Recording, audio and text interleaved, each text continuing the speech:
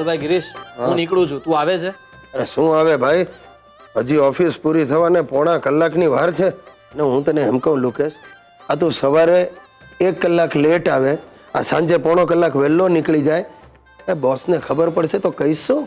હા તો બોસને કહીશ, બેવ ટાઈમ લેટ પડ્યો એ સારું નહીં ને. એ ભાઈ તું રહેવા દે, મને કામ પતાવા દે. અચ્છા, તારા સ્કૂટરની ચાવી આપ, હું એક કામ પતાવીને પાછો આવું. નહીં મળે, મારા સ્કૂટરની ચાવી હું તને આપવાનો જ નથી.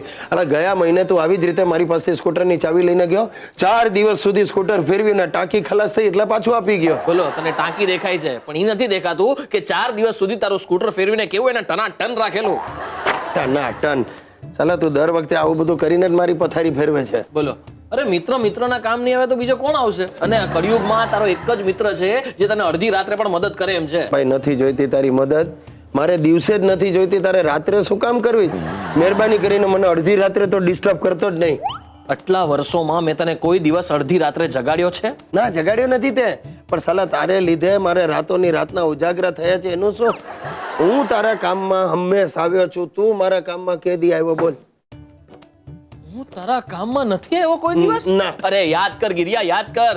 રીટાના બર્થડે માં જ્યારે તું બધી છોકરીઓ સાથે પિક્ચર જોવા ગયો તો અને પછી ભાભીનો ફોન આવ્યો તો ત્યારે મેં શું કીધું તું ભાભીને? કે ભાભી ગમે એ થઈ જાય પણ હું તમને એમ કહેવાનો જ નથી કે ગિરીશ સ્ટાફની છોકરીઓ સાથે પિક્ચર જોવા ગયો છે. એટલે સાલા તારે લીધે એને ખબર પડી હરામખોર. સાતમ આઠમ વખતે તે ભાભીને શું કીધું તું કે હું સુરત જાઉં છું ઉઘરાણી કરવા માટે અને મારા ઘરે પડ્યો નતો 2 દિવસ પત્તા ટીસતો.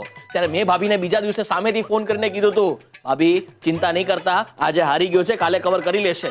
અને તું કહે છે કે હું તને મદદમાં નથી આવતો ગિરિયા? અરે ભાઈ તું, તારી બહુ મહેરબાની, તે મારી બહુ મદદ કરી છે, મારો પીછો છોડતું.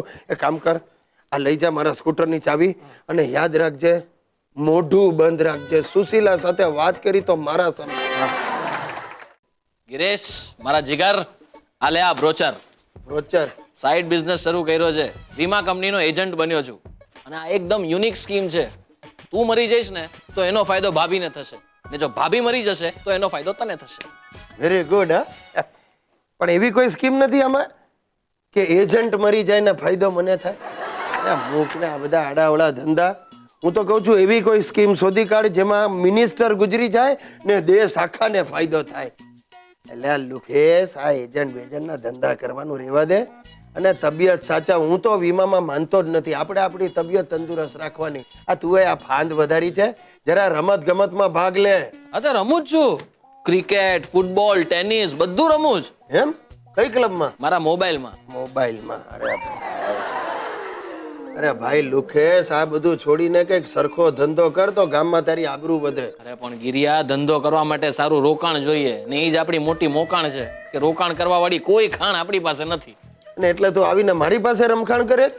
કારણ કે ગિરિયા તું મારો દોસ્ત છે અને તું જ મને ઠેકાણે પાડીશ. પણ એ પહેલા તું મારું ઠેકાણું પાડી દેશ લુકેશ. ચાલ એક કામ કર, હવે 500 રૂપિયા આપ. શેના વળી? હવે શું? રક્ષાબંધન માટે. રક્ષાબંધન? હજી હમણાં ગયા મહિને તો રક્ષાબંધન ગયું. આ તો કેમ આવતા વર્ષે પાછું નહીં આવે? ભાઈ